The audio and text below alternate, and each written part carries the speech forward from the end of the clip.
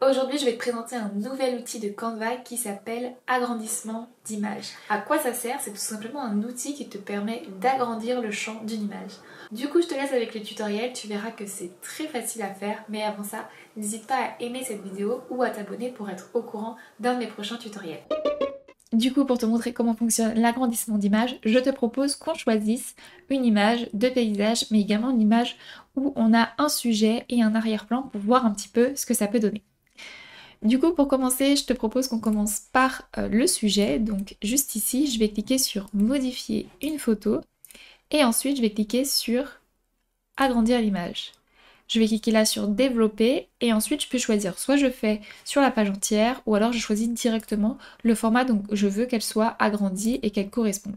Donc là je suis sur un format post Instagram donc je vais choisir un agrandissement sur la page entière. Comme tu peux le voir donc, l'image a été agrandie et ils ont ajouté une suite au magasin mais aussi devant un buffet devant la personne. Ici, ils ont complété les vêtements, ajouté d'autres champs et tu as donc plusieurs choix. Je te propose donc qu'on choisisse celui-ci et on va donc agrandir la photo. Et là, tu vois donc que je suis passée de cette image à ce résultat. Et si par exemple ici j'avais voulu définir l'image comme arrière-plan, j'aurais été obligée de zoomer sur la personne et j'aurais pas pu garder un champ beaucoup plus large. C'est vraiment à ça que sert l'agrandissement magique, c'est de vous permettre d'avoir un champ différent sans avoir à dénaturer l'image existante. Je te propose du coup qu'on teste avec un paysage et je vais donc taper ici une ville pour voir un petit peu ce qu'il pourrait me proposer. Je vais donc choisir cette image-là et là je vais cliquer pareil sur modifier une photo puis sur l'agrandissement magique. Je vais faire la page entière et je vais cliquer sur ce bouton.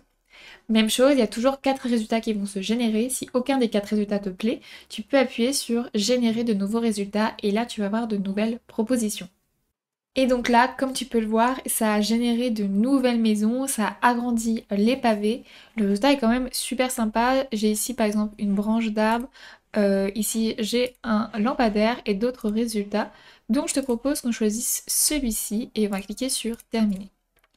Et là, même chose, comme tu peux le voir, si j'avais voulu mettre celle-ci en arrière-plan, j'aurais été obligée d'avoir un zoom sur la fontaine et j'aurais pas gardé ce champ de profondeur et les images sont quand même totalement différentes. On a aperçu de grand angle ici et ici qui est beaucoup plus rapproché. Donc n'oublie pas que cet agrandissement te permet d'éviter de déformer tes photos et ça te donne un petit peu des idées de comment utiliser cet outil sur ton design. En tout cas, j'espère que ce tutoriel t'aura plu. N'hésite pas à aimer cette vidéo et on se retrouve très vite pour un prochain tutoriel sur Canva.